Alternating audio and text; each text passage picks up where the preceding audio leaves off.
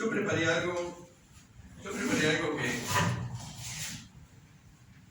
que lo hice sin saber quién iba a venir. Así que si algo no se entiende, lo traduzco, me lo preguntan de vuelta. Pero les quiero hablar de un libro que escribí hace poco, que es este. Se llama En septiembre los dioses no avisan. Y es un libro que, así como hay libros de novelas, de cuentos, este es un libro de crónicas, como las que se hacen en los diarios, pero acompañado también de cuentos. A partir de viajes realizados, yo soy muy grande ya, tengo muchos años, he viajado bastante, he tenido la posibilidad de viajar, entonces, con la ayuda de talleres que se han dado en lugares como estos, con profesores como Marina, por ejemplo, he aprendido la técnica de hacer las crónicas y cuando he viajado las he ido escribiendo. Entonces, tenemos un público adulto, un público más joven. Vamos a ver si nos vamos entendiendo, si les dice algo lo que les voy a contar. No creo que necesite micrófono. Eso, permiso.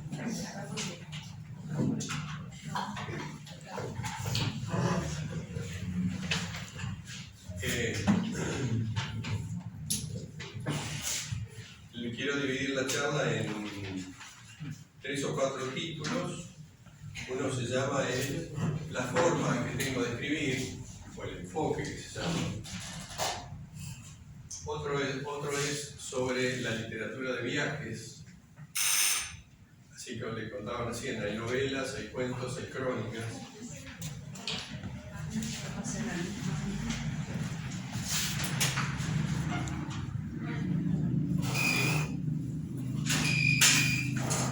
Después sobre las motivaciones que me llevó a mí a escribir. Finalmente, sobre los escenarios, los lugares que abarca el libro. Nosotros estamos en la provincia de Corrientes. ¿Dónde estamos? ¿En qué provincia? Son todos pequeños. Estamos vergonzosos, ¿no? La Argentina, el país, tiene muchas provincias. Tenemos límites con otros países, con Uruguay, con Paraguay, con Bolivia, ¿falta alguno? Sí. ¿Y algún otro? Perú no tenemos, ¿no? Perú no tenemos. Brasil. Pero para arriba sigue el continente. Y hay un lugar que, entrando ya en la parte más arriba del mapa del continente, está México. Bueno, uno de los lugares que visité y que me inspiró a escribir el libro es la República de México. Pero después del otro lado del mar, tenemos África, tenemos Europa, tenemos Asia. Bueno, pude tocar esos lugares porque me llamó la atención, había cosas que me llamaban la atención y quería conocer. Porque la gente de cada lugar es distinta, tiene otras características, tienen otras religiones, profesan otras religiones, tienen otros conflictos, tienen otra historia. Nosotros tenemos la propia. Y eso influye en la vida hoy cotidiana, toda la historia que tenemos como chaqueños, como resistencianos. Cada pueblo tiene los suyos. Y esas son las cosas que me han interesado siempre conocer. Es decir, uno se enriquece conociendo a otros. Como hoy yo me enriquezco conociendo a Pico, al equipo de acá que trabaja. Me mostraron recién en la biblioteca, yo no sabía que estaba, sabía el nombre pero no sabía dónde estaba la biblioteca. Entonces, como les puse en el libro recién, me encanta visitarlos. Y ahora me encanta conocerlos a ustedes. Que con el frío que hace día de hoy igual vinieron un ratito a acompañarnos. Porque estamos en esta semana que se llama la Semana del Libro y del Escritor, donde de alguna manera se pone de relieve, se destaca el trabajo que hacen los lectores, porque sin la gente que lee no hay quien escribe. ¿Para qué vamos a escribir? Pero antes de ser escritor, los escritores son lectores. Se aprende a escribir después de leer mucho. Entonces, yo lo voy a leer, así rapidito. Yo viajo atento a cómo las personas caminan, hablan, trabajan, cómo padecen de arrebatos y se expresan en la ternura, cómo la gente cuenta lo que les pasa y aquello que le dijeron que pasó, cómo se manifiestan cuando sufren, cuando celebran, cómo entablan la relación entre unos y otros. Es distinta a la nuestra, cada uno a su modo. El modo en que transmiten los mitos y las leyendas. Solo tenemos las propias, Homerito y tantas. En otros lugares tienen otras. Y es interesante conocerlo porque habla de esa gente.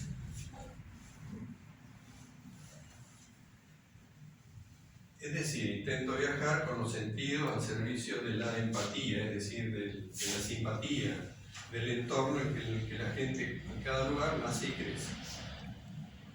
Muy bien. Miro, escucho, siento, pregunto. Salgo a la calle, con la gente que me encuentro, les pido permiso si desea hablar, si me gustaría conocerlos, y me cuentan historias de cada lugar. A veces no conozco nada de ese lugar. Es más fácil hacerlo cuando habla la misma lengua. Cuando hay otra, es complicado. Hay que saber otro idioma. Yo inglés no sé, sé poco, muy poco. Generalmente en muchos países se habla inglés o se habla portugués. En las comunidades nuestras se habla mucho el Congo.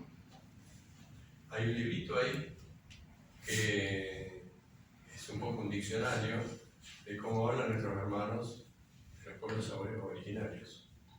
Con, Cocoví, Mixi. Entonces, hay más repertorio para escribir y para hablar cuando hablamos el mismo idioma. Cuando no, bueno, nos valemos de algún traductor si es que hay, y si no, con mucha paciencia.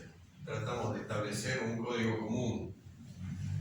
Me ha pasado que a veces me he sentado con gente que no hablábamos el mismo idioma, y yo no sabía el de ellos y ellos no sabían el mío, el nuestro, porque hemos hecho unos viajes con mi señora en este caso. Y con esfuerzo hemos estado más de media hora sentados intentando charlar. Con el tronco para adelante porque haciendo un esfuerzo, a veces uno mezclaba alguna palabra en italiano, alguna cosa así, y a ellos les sonaba y entonces seguíamos. No charlamos mucho, pero estuvimos charlando, comunicándonos. Bueno, hay viajes y viajes. Algunos marcaron época, como por ejemplo los viajes a Europa que hizo Domingo Faustino Sarmiento, uno de nuestros históricos. Y esto estoy hablando del año 1849, imagínense cuánto hace de esto y cómo habrá viajado. De hecho, este viaje, él lo hacía en el afán de nutrirse de lo que su generación consideraba países ejemplos del progreso. Los viajes hay un libro ahí de Jorge Luis Borges, es importante que les suene este nombre porque alguna vez lo van a poder leer, a lo mejor va a ser un poquito más grande si no lo leyeron ya. Jorge Luis Borges es uno de los más importantes escritores del mundo, no solamente argentino. Borges. Los viajes del descubrimiento, de Colón para acá, todos los que vinieron y empezaron a... Siempre había alguien de los que venían en el barco que escribían lo que iban viviendo a la navegación, pero principalmente cuando se encontraban en tierra con la gente de nuestros antepasados. Imagínense lo que habrá sido eso. Y hay testimonios, hay relatos.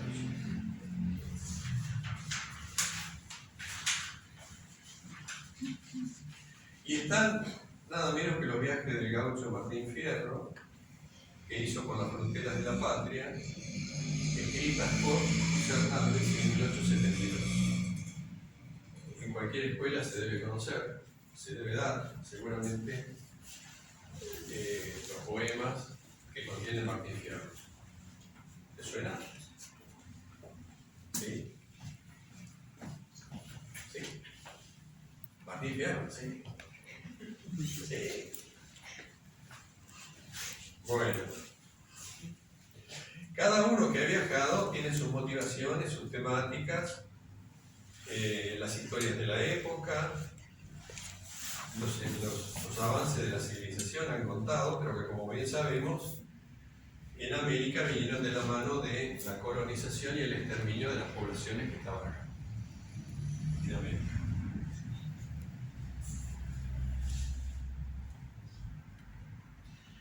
Más cerca en el tiempo, te comento, la bonaerense Eve Ward ha escrito de la Patagonia a México. Una escritura con sucedidos, con cosas que a la autora le pasaron o le contaron, y que ella narra basado en la experiencia de viajar. Tiene presente Eva Watt, es una bonaerense que falleció hace un par de años, y quizás es una de las principales cronistas de viajes de Argentina. Y por citar las escrituras que refieren al poblamiento del Chaco, está la historia general del Chaco, en el que Ramón de las Mercedes Ticera, un historiador nuestro, Ramón de las Mercedes Ticera, rescata la memoria de los pueblos originarios nuestros, pasando por la gente que vino de otro lado, que vino de Europa, pero también de los que vinieron de frontera, de Paraguay, de Bolivia. Lo menciono porque fue la primera, lo menciono a Mercedes de la Ticera porque fue la primera radiografía social que tuve de Chaco o que leí cuando llegué a esta provincia en 1975. Mi pueblo es un pueblito que está a la orilla del río San Borondón, mi pueblo de origen, donde nací. Cuando tenía 26 años, nos vinimos con mi señora recién casados y nos instalamos en Chaco, 1975. Estábamos sacando la cuenta que llevamos, el año que viene cumplimos los 50 de chaqueños. Pero los chicos nuestros son, mis hijos ya tienen 40 años y los nietos son como ustedes, los más grandes. Y los más chiquitos tienen 2 años, 3 años, nietos. Bueno, traigo a colación esta breve reseña para afirmar que las crónicas de viajes, oral o escritas, no tiene por qué ser escritas, a veces son orales, muchas veces, han y tienen un lugar en la narrativa, en la literatura. Sobre las motivaciones, quizás por el tiempo dedicado a la literatura, desde el año, yo me empecé a escribir a partir del año 2012, con más sistematicidad. Fue el año que me jubilé. Digamos, no es que uno se jubila y para. Sí, uno tiene más tiempo para hacer otras cosas cuando lo tiene. Yo me anoté en talleres literarios, como les decía antes, que se dictan en Resistencia, pero quizás mucho más por la motivación que tengo como inmigrante. Como yo les contaba recién, llegué a la conclusión de que me gusta escribir de viajes porque, como todo inmigrante, yo también fui inmigrante. Inmigrante se le dice a la persona que viaja, se va del lugar donde nació a vivir a otro lado. Y eso tiene sus ventajas y sus problemas. Porque cuando llegás a la nueva sociedad, al nuevo pueblo, a la nueva ciudad, tenés que acomodarte. Y no conoces a nadie, los pueblos tienen épocas donde también se habla menos, porque por circunstancias del contexto social, político, económico, y entonces todavía se hace más difícil la distancia, hasta que pasan algunos años y bueno, de vuelta entonces empieza a hacer amistades, contactos. Es como nosotros, nos conocemos hoy, pero todavía no podemos charlar y hacer cosas juntos, que sea, porque todavía hay la distancia. Bueno, esa distancia es la que hay con los inmigrantes que llegaron a Chaco. Yo llegué hace poco, pero hay gente que llegó desde fines estamos en 2023, fines del 1800 y pico, que vinieron las primeras corrientes, pero las más importantes fueron de 1910, 1920, gente de todos lados, gente de todos lados. Y vinieron felizmente a trabajar y se juntaron en trabajos de producción con los pueblos originarios. Hay historias muy edificadoras y hay historias muy tristes. Hay historias de masacres, como la que hace poco tuvo tanto relieve porque fue un juicio que se hizo, la masacre de Napalpí, que se llama. Bueno, yo escribí algunos libros a partir del año 2012 que les decía que empecé a escribir. Entonces, y de paso voy mostrando lo que voy a dejar en la biblioteca. Para sumar a los lindos textos que ya tienen ahí. Este es un libro de microcuentos, que lo escribí, lo publiqué en el año 2014.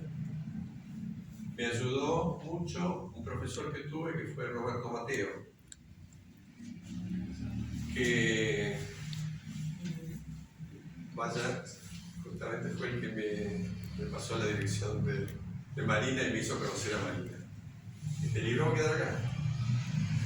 Se llama Los pies del sol, crónicas, cuentos, microcuentos y otras correrías. Sigo.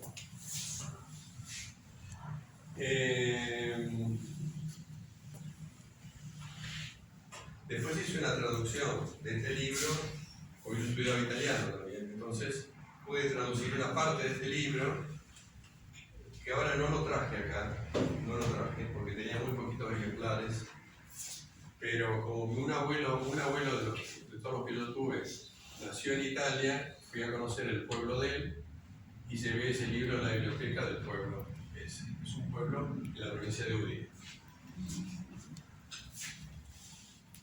Bien.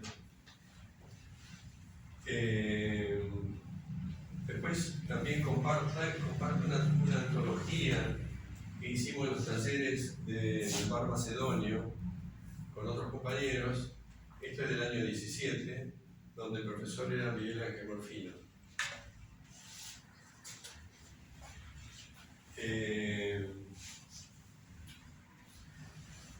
Bueno, y ahora estoy presentando este libro. Tóquenlo, mírenlo, pásenlo. Vean lo que es, el olorcito que tiene. Cuántas páginas. Bueno, explorar otros puntos es la motivación principal que me llevó a escribir el libro que acabo de publicar con la editorial que se llama de acá de nuestra ciudad. Hay un lugar que se llama Editorial que hace la publicación, imprime eso y que tiene muy buena calidad, que se llama Editorial Contexto. Está en el centro.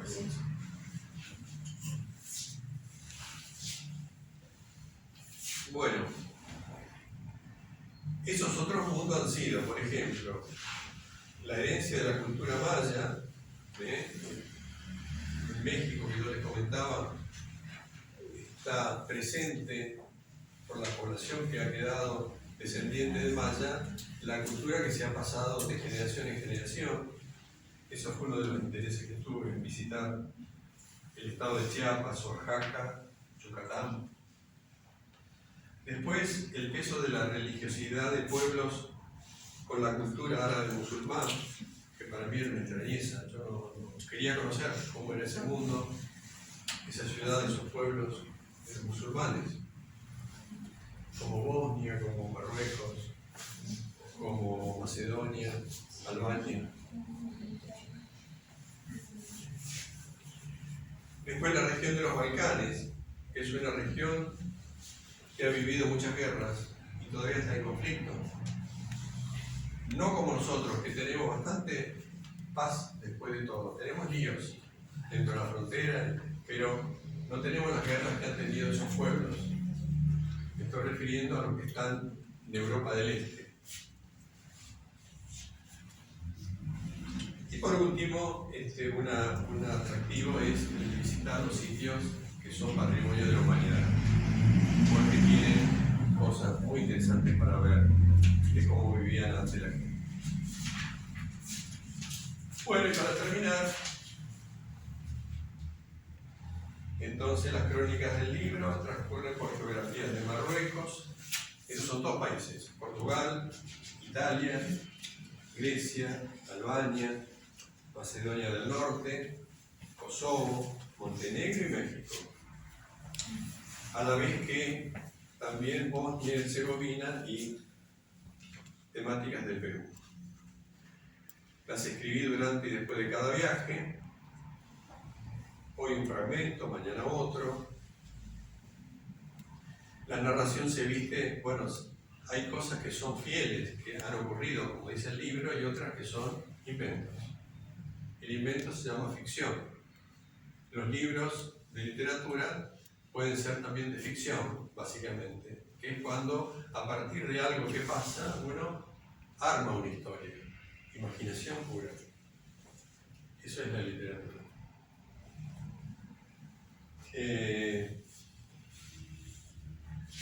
Entonces, si le parece, leo un poquito. Leo un poquito del libro como para pasarlo. A ver si lo pueden seguir. Debe leer la primera parte de todo. Las primeras páginas. Que es la historia de alguien que vuelve, que vino a vivir al Chaco, vino de muy lejos hace 50 años. No es mi caso, es otra historia. Y que a los 50 años se vuelve a su país, que era Portugal. Recién puede volver después de 50 años. Entonces imagínense, o sea, no sabe con qué se va a encontrar. Entonces sale de la terminal de Resistencia. ¿Y qué es lo que ve? ¿Qué es lo que cuenta esta primera crónica? El hombre está viendo lo que está pasando, la narración cuenta lo que está pasando en ese momento en la terminal. El hombre escarba con sus manos y examina lo que encuentra en un contenedor. Lo prueba y aprueba. Las mejillas enrojecen. Los labios se mueven convencidos. Su boca tritura al ritmo frenético de las mandíbulas. El hombre se atraganta, pero sigue masticando. La masticación se apacigua. El hombre estira la otra mano. Escarba sin dejar de comer. Es alguien que está buscando comida. De reojo nota un bulto que avanza por el borde del contenedor. El hombre libera la mano escarbadora y tira un puñetazo. El gato retrocede, se agazapa. Los pelos erizan su columna. Mira cómo se ponen los gatos. Hay veneno en el cruce de miradas. El hombre se encorva y a traición le lanza los restos del botín de comida que guarda en su mano. El gato gruñe y resiste el embate. Su lomo se arquea. Del contenedor cae una botella de vidrio que se hace pedazos. El hombre retrocede sin dejar de medir a su adversario, el gato. El gato se asusta al escuchar un bocinazo. Las patas traseras trastabillan, pero se afirman. Un valijero termina de acomodar los bultos. Cierra el baúl del colectivo y le chista al hombre y al gato. Un viejo, flaco y con la cabeza puesta en el contenedor se apura por llegar. Un perro lo sigue al trotecito. Por las ventanillas se ven manos que saludan desde la plataforma 6.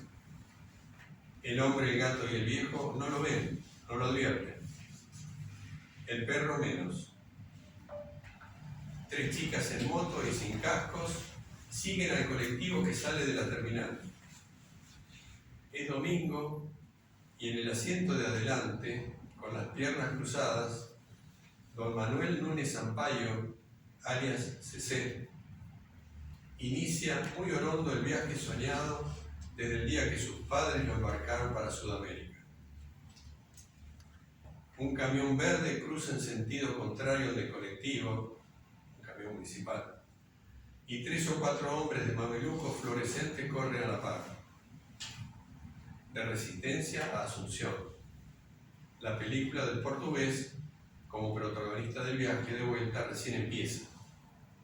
Es una escena en el momento que sale de vuelta el viaje, que va primero a Asunción, después pasa el avión, toma el avión a Brasil y llega a Portugal. Portugal, la capital de Portugal es Lisboa. Bueno, este es inventado, es una historia inventada, pero sobre un hecho real de un portugués o de los portugueses que han venido y han vuelto. Pero en el cual puedo contar lo que le pasa porque conocí el lugar a donde él fue. Bueno, esto es un poco una síntesis. Si tiene algún comentario. No sé si quieren hacer preguntas. Ustedes también pueden hacer. ¿Ah, sí? Acá el título de septiembre, los dioses no avisan. Sí. ¿A qué se refiere? No entiendo. Porque ha pasado algo en un septiembre en los viajes. Sí.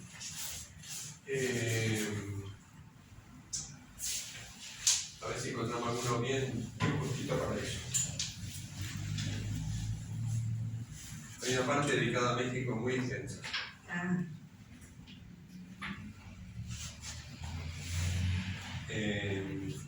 A ver si...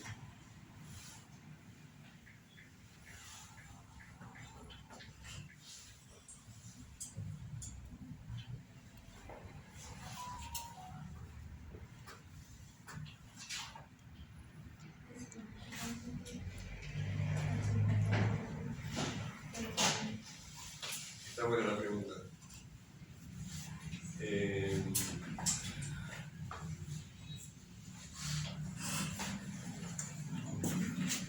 Sí, le leo una de las crónicas a ver si da pista de esto. En las peatonales, estoy hablando de una ciudad que se llama San Cristóbal de las Casas en México. Mucha historia. En la peatonal el tránsito a pie es intenso. Los vestidos de las mujeres allá no se llaman togas ni mocoví, se llaman celtales y tzotziles. Se mezclan con los sombreros de ala ancha de los turistas. Las calles angostitas, no como las nuestras, empedradas, le dan a su ciudad un toque colonial. La plaza de armas es el punto de reunión. A los costados de la plaza reluce color habano, amarillo, azul y verde de los portales. Es muy pintoresco. Del lugar de la plaza donde tocan las orquestas, sale una música a la tardecita, racimos de marimbas. Lo que para nosotros es el chamamé, para ellos son las marimbas, los mexicanos, de esa zona.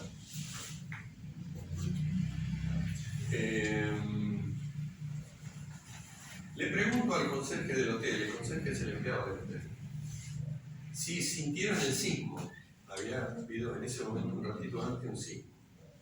me responde con una mueca nerviosa. ¿Vieron cuando uno, una mueca así como diciendo, no me hable de eso? En la manzana del hotel se amontonan los escombros de la iglesia de Santa Lucía. Una señora que mira junto a nosotros desde la verja me dice: Señor, sentí que se terminaba el mundo. Un señor grandote que la tiene abrazada, esa señora, agrega: vimos una luz verde en el cielo y los autos que se movían solitos. Imagínense. Acá estamos por suerte lejos de todos los sitios. Ella lo mira y se recuesta más en él. Sus ojos llorosos se clavan en los destrozos. Alrededor del zócalo se notan las paredes agrietadas de la catedral y el palacio municipal. Todas paredes quebradas. Las sirenas avisan que se viene otro sismo. Toda la ciudad se escucha sirenas, están avisando porque ahora se puede predecir cuando vienen, pero hay veces que no. Los monumentos encintados hablan de una ciudad de emergencia, pero que sigue andando. Las escuelas cerradas, por supuesto. Bueno, pasó que nos tocó justo estar en septiembre en México, cuando vinieron al hilo 3 terremotos. En uno de ellos era un día 19 de septiembre del año 17. Todo el país estaba conmemorando el 32 aniversario del día que había habido el último gran sismo. Y ese mismo día ocurre un sismo más grande. El mismo día, 19 de septiembre. Ahora nos olvidamos porque hubo otros, pero era esa imagen en televisión que se caían los departamentos, los rascacielos caían como cartón. Bueno, entonces tuvimos que vivir el dolor con ellos todo ese tiempo, todos esos días, pero que contrariamente a que las manos en los brazos caídos se juntaban, se hacían colectas, se hacían festivales, siempre con ese espíritu de volver a dar como ciudadanos, como pueblos. Entonces un poco el libro tiene varias partes donde va contando lo de los terremotos. ¿Extranjero en otro lugar? ¿Cómo? Extranjero en otro lugar, Dios mío, pasar eso, yo no sé dónde me vengo del centro de la tierra, no Sí, sé. pero son pueblos hermanos. Sí, pero tenemos el mismo habla prácticamente. Sí. Pero si uno no sabes y te dicen ¿qué Claro, ¿qué haces? claro. ¿Te viene un Sí, tsunami? ¿Qué haces? claro, sí. Aburrido. Sí, ya sé. Chicos, ¿te gustó? Bien. Con la crónica que el Señor comenta, se viaja con la mente, se viaja a los países, uno se imagina. Aparte tiene que ir a buscar el mapita para Ah, y bueno, si podemos explicar eso en la clase está bueno. ¿Por qué dioses? Porque hay una creencia de los mayas en sus dioses, tienen sus dioses para cada cosa. Han crecido, es una civilización que tiene muy claro su religiosidad. Dioses para el cultivo, para la vida sana, para la construcción de una casa. la familia. Imploran a un Dios determinado. Tienen sus ritos. Y entonces es una metáfora, es decir, nadie avisó. Y lo bueno es que esos pueblos hasta el día de hoy conservan esa cultura. Sí. Y nosotros más o menos vamos dejando de lado. Pero a partir del hecho es más o menos 2017, la gente del sismo, que estudiaba el tema detectó que cada 50 años se produce en el mismo lugar y en el mismo día estos movimientos. Que era algo inapropiado en otros momentos conocer eso. Bueno, sí, hay lugares donde hay placas, hay una explicación de por qué las placas que se mueven abajo no están tan soldadas y entonces cada tanto se produce el efecto de eso. Sí. Acá tenemos en Mendoza, por ejemplo, los sismos, Se da con Chile y la parte de la andina, así de nuestra.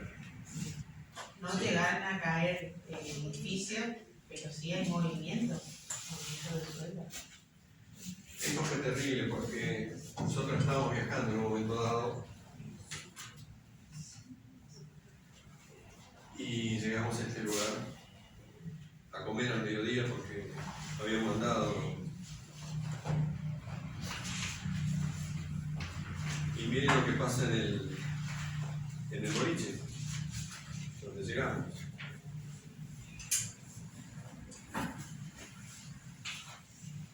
Descanso fallido se llama. Regresamos a San Pablo, Villa de Mitla, se llama el pueblo. El camión, el colectivo para nosotros ellos le llaman camión. No le dicen camión. El camión hace la ruta, avanza a paso de hombre y no deja pozo por pisar. Suena muy poseado. A la entrada de San Lorenzo Albarradas es otro pueblo. Vemos al niño de las flores ahora con otros 2 chicos. Se subían de un tramo a vender flores. Simón, que era nuestro guía, nos saluda, esta vez no para. Algo raro notamos en el trayecto. Simón, el guía, y el chofer cuchichean más de la cuenta. Sus gestos nos transmiten inquietud. Desde los asientos del fondo que estamos del camión, imaginamos que hay algún contratiempo. El guía se da vuelta y le habla a la mexicana de California que va sentada atrás de él. Y le dice, parece que sí, que fue muy grave, le dice. Con Irene, que es mi señora, nos preguntamos, ¿qué fue lo grave? Lo escuchamos. Enseguida la mexicana hace correr la voz y nos saca de la duda. Otra vez la tierra de México se está exorcizando, se está moviendo. Ingresamos a un parador en la ruta para ver la cara de la tragedia. Y en vivo otra vez, sí, otra vez y peor. Corremos hacia un televisor ubicado en una de las paredes del comedor. Y alrededor de la tele está la gente, el mozo, la cajera, los cocineros, los clientes y ahora nosotros. No lo podemos creer. ¿Dónde es esto?, pregunto. Recién a la Uni14 en Ciudad de México. Contesta sin mirarnos un hombre alto y de anteojos, que sigue perplejo la repetición de la caída de un edificio torre como si fuera de cartón. Se da vuelta uno de los mozos y dice, hace un ratito el parador tembló como nunca. De a poco nos vamos enterando que hoy no es un día más, y menos para los rescatistas. La marimba, que es la música que les decía recién, sigue saliendo por el parlante del parador, pero pertenece a un momento previo. El temblor cambió el sentido del día y desarmó a todos. Simón, el chofer y un patrimonio de Oaxaca se conectan con las emociones de la semana anterior que había habido otro, cuando les tocó vivir a ellos.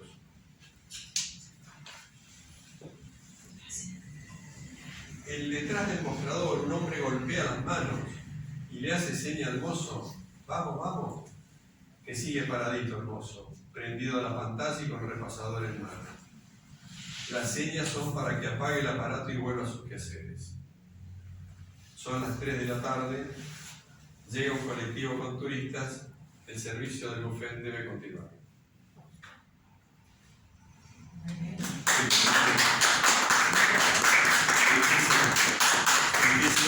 El hombre del negocio quiere seguir trabajando. Aunque se imagina que estábamos todos sorprendidos de lo que estamos viendo. Y le dice al mozo, vamos, a apagar la televisión porque si no, no vendemos nada. Bueno.